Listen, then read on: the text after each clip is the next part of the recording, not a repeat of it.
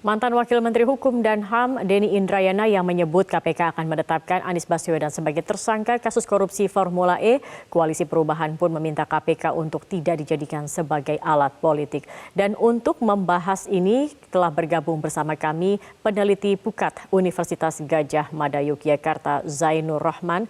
Selamat sore Pak Zainur. Pak Zainur, pernyataan dari mantan Wamenkumham Denny Indrayana menyebut KPK akan mentersangkakan Anies Baswedan sehingga KPK seolah digunakan untuk menjegal langkah Anies di Pilpres 2024.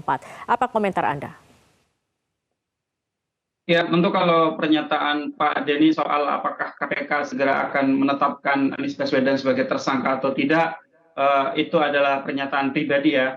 Saya melihat bahwa memang pertama dari Pukat selalu mendukung upaya penegakan hukum anti korupsi oleh aparat penegak hukum, termasuk yang dilakukan oleh KPK atau juga dilakukan oleh kepolisian dan kejaksaan.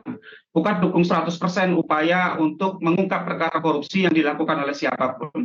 Tetapi ingat bahwa KPK adalah lembaga negara yang bersifat independen, seharusnya bebas dari campur tangan kekuasaan manapun. Sehingga kalau misalnya ada satu kasus yang kasus tersebut ada banyak informasi berseliweran, diduga ada tekanan dari pimpinan kepada para penyidik untuk menetapkan status dari penyelidikan dinaikkan menjadi penyidikan, tentu di sini publik harus mengingatkan KPK, mengawasi dan bahkan memprotes jika ada tindakan-tindakan KPK tersebut tidak sesuai dengan hukum.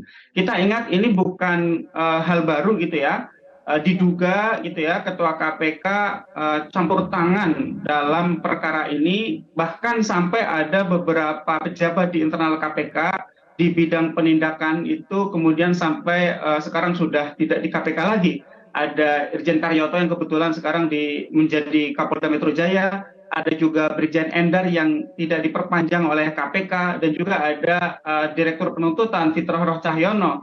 Nah, ketiga pejabat tersebut ada informasi di dalam satu gelar itu diminta oleh para pimpinan KPK untuk menaikkan status penyelidikan Formula E menjadi penyidikan. Nah, kalau memang didasarkan pada satu alat bukti yang kuat, tentu kita semua dukung. Tetapi kalau para penyidiknya sendiri belum yakin ada dua alat bukti ketika itu, maka kemudian ketika pimpinan meminta untuk naikkan ke penyidikan, kemudian ini menimbulkan tanda tanya. Ada apa? Ada kepentingan apa di balik itu semua sehingga sampai seorang pimpinan KPK, khususnya ketua KPK, meminta dan bahkan mengintervensi proses penyidikan yang seharusnya tidak dicampuri. Berdasarkan Undang-Undang KPK yang baru, Undang-Undang 19 tahun 2019, pimpinan KPK itu bukan lagi menjadi seorang penyidik. Berbeda dengan undang-undang yang lama, di dalam Undang-Undang 30 tahun 2002, Undang-Undang KPK yang lama itu mengatur bahwa pimpinan KPK itu juga adalah seorang penyidik dan penuntut umum, sehingga boleh misalnya masuk ke dalam perkara bahkan melakukan penyidikan dan penuntutan sendiri. Tetapi sekarang itu tidak boleh lagi pimpinan KPK cawe-cawe masuk bahkan sampai mengintervensi proses penegakan hukum oleh para penyidik.